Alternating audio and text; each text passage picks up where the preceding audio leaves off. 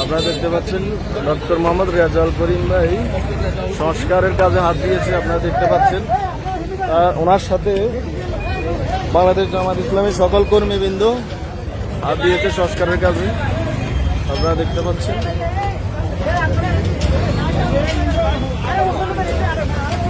বাংলাদেশ জামাত ইসলামীর লক্ষ্মীপুর ৩ আসনের মনোনীত এমপি পদপ্রার্থী ডক্টর মোহাম্মদ রেজাউল করিম ভাই নিজ হাতে রাস্তা সংস্কারের কাজ করতেছে।